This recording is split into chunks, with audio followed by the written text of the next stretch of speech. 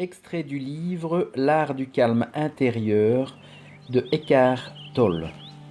Chapitre 3. Le soi égoïste.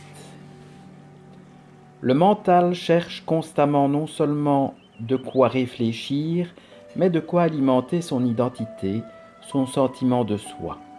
C'est ainsi que l'ego naît et se recrée continuellement. En pensant ou en vous référant à vous-même par l'emploi du je, vous désignez habituellement moi et mon histoire. C'est le je de vos préférences et de vos aversions, de vos peurs et de vos désirs, le je qui n'est jamais longtemps satisfait. Ce sentiment d'identité, construit par le mental et conditionné par le passé, cherche à s'accomplir dans l'avenir. Voyez-vous combien ce je est fugace ? Une formation temporaire semblable à celle des vagues à la surface de l'eau ? Qui voit cela ? Qui est attentif au caractère fugace de votre forme physique ou psychologique ? Je le suis. C'est le je profond qui n'a rien à voir avec le passé ou l'avenir. Que restera-t-il de toute la peur, de tous les désirs associés à votre condition de vie problématique qui accapare chaque jour la majeure partie de votre attention? Tiré de quelques centimètres entre votre date de naissance et celle de votre décès sur votre pierre tombale. Pour le soi égoïste, c'est une pensée déprimante. Pour vous, elle est libératrice. Lorsque chaque pensée absorbe votre attention, c'est que vous vous identifiez à la voix dans votre tête. La pensée devient alors investie d'un sentiment de soi. C'est l'ego, c'est-à-dire un soi créé par le mental. Ce soi, de construction mentale, se sent incomplet et précaire. C'est pourquoi la peur et le désir sont des émotions et ces forces motivantes prédominantes. Lorsque vous reconnaissez dans votre tête une voix qui prétend être vous et ne cesse de parler, vous vous éveillez de votre identification inconsciente au flux de la pensée. En remarquant cette voix, vous vous apercevez que vous n'êtes pas penseur, mais la conscience. Savoir que l'on est la conscience derrière la voix, c'est être libre. Le soi égoïste est toujours engagé dans la quête. Il cherche à acquérir davantage pour se donner l'impression d'être plus complet. Cela explique l'inquiétude compulsive de l'ego quant à l'avenir.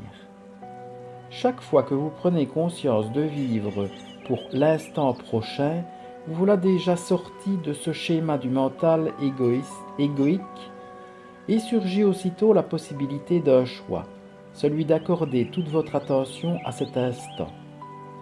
Une intelligence beaucoup plus grande que le mental égoïque pénètre alors dans votre vie. En vivant selon l'ego, vous réduisez toujours l'instant présent à un moyen. Vous vivez pour l'avenir et lorsque vous atteignez vos buts, ils ne vous satisfont pas, du moins pas longtemps. Lorsque vous accordez plus d'attention à ce que vous êtes en train de faire qu'au résultat final escompté, vous interrompez le vieux conditionnement égoïque. Votre action devient alors non seulement beaucoup plus efficace, mais infiniment plus épanouissante et joyeuse. Presque tout ego renferme au moins un élément de ce que l'on pourrait appeler l'identité de victime. Certaines personnes ont d'elles-mêmes une image de victime tellement forte que celle-ci devient le noyau central de leur ego. Le ressentiment et les griefs forment une part essentielle de leur sentiment de soi. Même si vos griefs sont complètement justifiés, vous vous êtes construit une identité comparable à une prison dont les barreaux sont constitués de formes pensées. Voyez ce que vous êtes en train de vous faire, ou plutôt ce que votre mental est en train de vous faire. Sentez votre attachement émotionnel à l'égard de votre récit de victime et prenez conscience de votre tendance compulsive à y penser ou à en parler. Soyez présent en tant que témoin de votre état intérieur. Vous n'avez rien à faire. Avec la conscience vient la transformation et la liberté. Les plaintes et la réactivité sont les schémas mentaux par lesquels l'ego se renforce le plus volontiers. Chez bien des gens, l'activité mentale et émotionnelle consiste largement à se plaindre et à réagir à ceci ou à cela. Ce faisant, ils donnent tort aux autres ou à une condition et à raison à eux-mêmes. En se donnant raison, on se sent supérieur, et en se sentant supérieur, on renforce son sentiment de soi. En réalité, bien sûr, on ne fait que renforcer l'illusion de l'ego. Pouvez-vous observer ces tendances en vous et reconnaître pour ce qu'elle est la voix qui se plaint dans votre tête? Ce sentiment de soi égoïque a besoin de conflit, car son sentiment de séparation tire sa force de la lutte en démontrant que ceci est moi, mais que cela n'est pas moi. Il n'est pas rare que des bruits, des tribus, des nations et de religions renforcent leur sentiment d'identité collective au moyen d'ennemis. Que serait le croyant sans l'incroyant? Dans vos rapports avec les gens, décelez-vous en vous-même de subtils sentiments de supériorité ou d'infériorité à leur égard. Vous voilà en face de l'ego qui vit de comparaison. L'envie est un sous-produit de l'ego qui se sent diminué si quelque chose de bon arrive à un autre ou si quelqu'un a plus de biens, de connaissances ou de capacités. L'identité de l'ego, qui dépend de la comparaison, se nourrit du fait d'avoir plus. Il peut s'accrocher à n'importe quoi. Si tout le reste échoue, on peut renforcer un sentiment de soi fictif en s'estimant traité injustement par la vie ou plus malade qu'un autre. Quelles sont les histoires, les fictions dont vous tirez votre sentiment de soi? La structure même du soi égoïque comporte un besoin d'opposition, de résistance et d'exclusion destiné à maintenir le sentiment de séparation dont dépend sa survie.